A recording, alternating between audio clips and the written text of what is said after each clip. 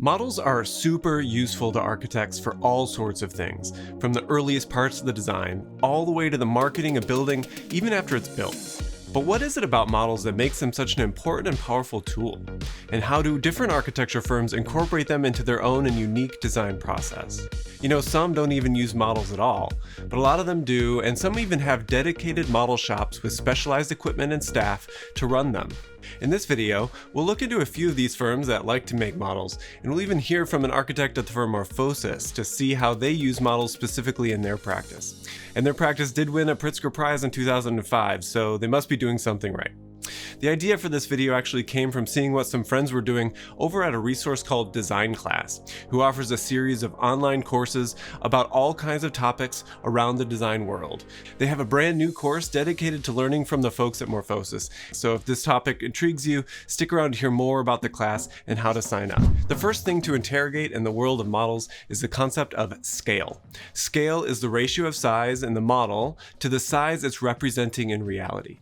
So maybe 1 foot in real life is expressed as a 1/4 inch in the model scale. These figures, for instance, are at that scale, and each one is about 1.5 inches tall or 6 feet tall in real life. Or in the metric system, it might be something like 1 to 50.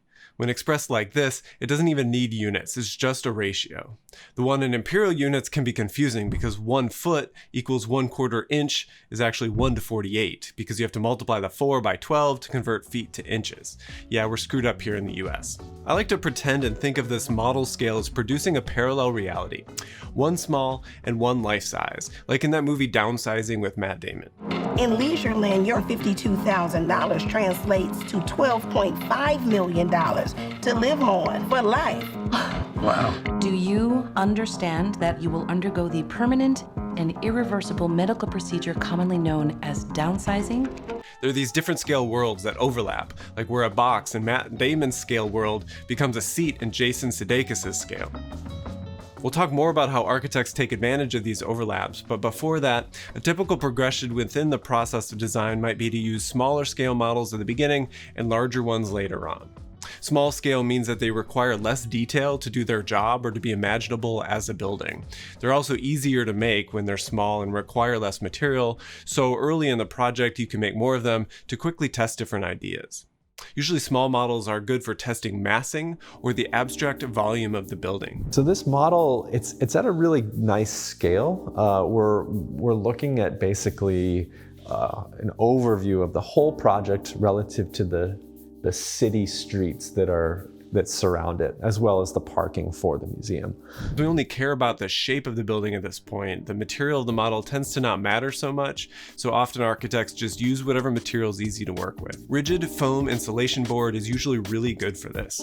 It's light and it's easy to cut. So lots of offices have foam cutters, which is basically this electrified wire that slices right through that stuff with ease. And they only give off a minor amount of toxic smoke.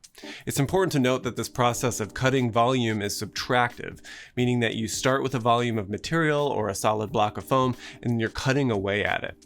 Of course, you can make smaller blocks and then add them together. That's how these pink models were made. They're 25 roof studies for a house by the firm Herzog and Meuron.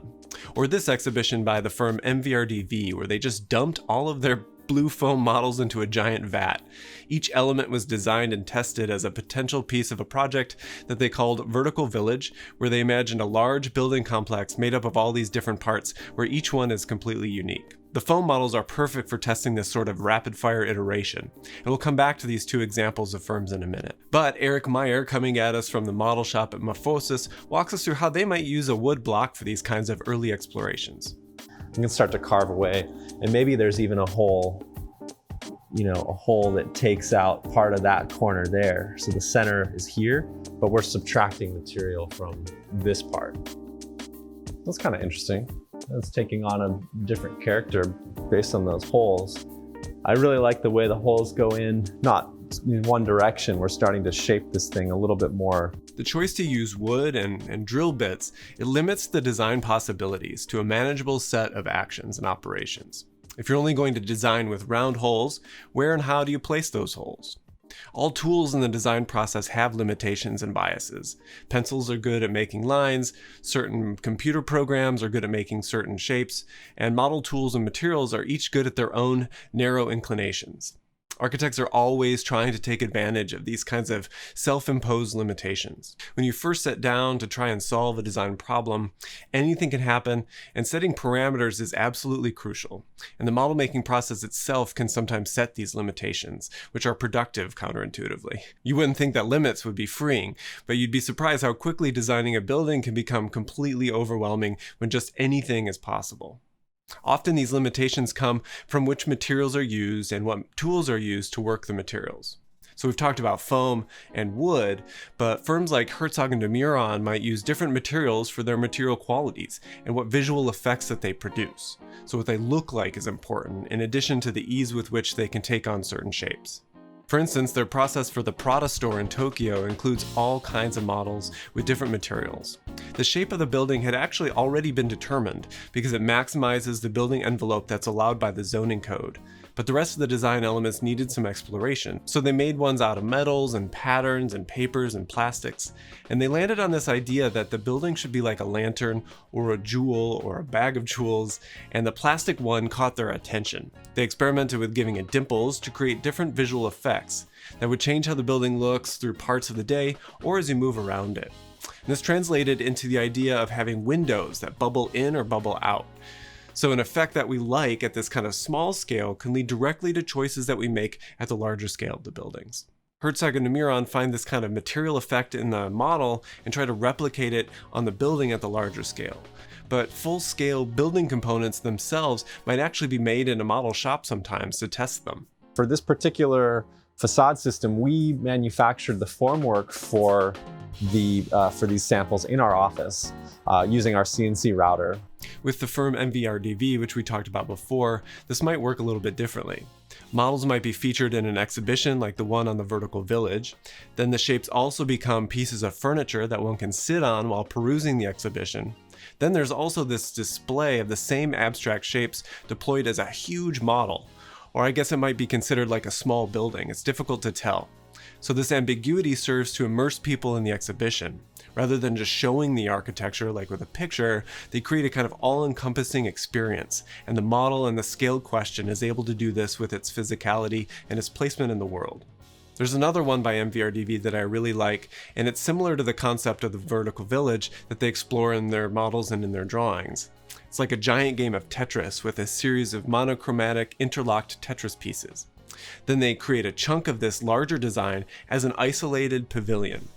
This too breaks down the relationship between building and model, because we can see this as a kind of mock-up or a one-to-one component of what would actually be built much larger. Or we could just appreciate it for what it is, a large rectangular proto-building. Speaking of a model's ability to operate at various scales, there's this funny and well-known anecdote about OMA's Casa de Musica project. Its initial concept began as a model for a house. The house project fell through right as the firm was about to enter the competition for the music hall project. So they took the design of the house and they scaled it up 5 times until it became the design of that larger building with a completely different program. What was intended as like storage units and main rooms inside of the house, like the living room, became grand concert spaces lined with thick walls that could contain the back of house spaces for the performance venue. This might all sound kind of flip or even a little bit lazy, but I think the lesson can also be that models aren't necessarily a representation of just a building. They're made of materials and they're objects in their own right.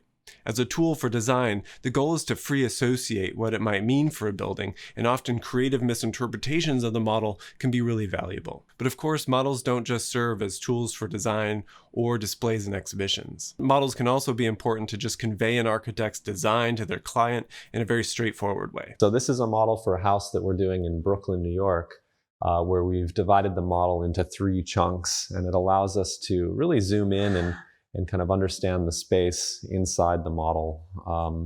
If you look over here, you can see that the cut allows you to understand the space inside of the kind of living area and what the bedroom relationship is between, circulation, garage, living area, and outdoor deck. If you'd like to learn more about models and develop more skills making and designing through them, consider signing up for the design class with a link in the description. In their course, you'll learn all about how Morphosis uses models. One of my favorite parts is when they explain the fascinating process of their Perot museum design, from early models all the way through to the finished building. The course also zooms out to talk about all aspects of design with this Pritzker Prize-winning firm. So moving on from models, they discuss technology and how it permeates the firm at all levels, like how they use Revit or Rhino, or how technology could be seen as both a tool or a crutch. And finally, they talk about how they're able to succeed as a firm and as individuals within the firm. It goes over leadership strategies and client relationships, and even how to cope with the high-intensity environment of a fast-paced and high-end practice. Whether you have your sights set to work in a firm like this, or want to start a firm yourself and develop your own process, or just learn more about how architecture is practiced, this course could be a real great investment for you. So head over on to the DesignClass to sign up. The course just went live, and you can be one of the first to experience this valuable and exclusive access. Why do you think models are so effective for design and communicating design to others? Let's chat about it in the discussion section below. I'll be there to learn from all what you think. I'm also planning a sequel to this video with information about how students use models, contrasting that with a professional model shop. So stay tuned for that. And in the meantime, if you enjoyed this video, please consider giving it a like and subscribe to the channel if you're so inclined. You might also enjoy some of these other videos. See you over there.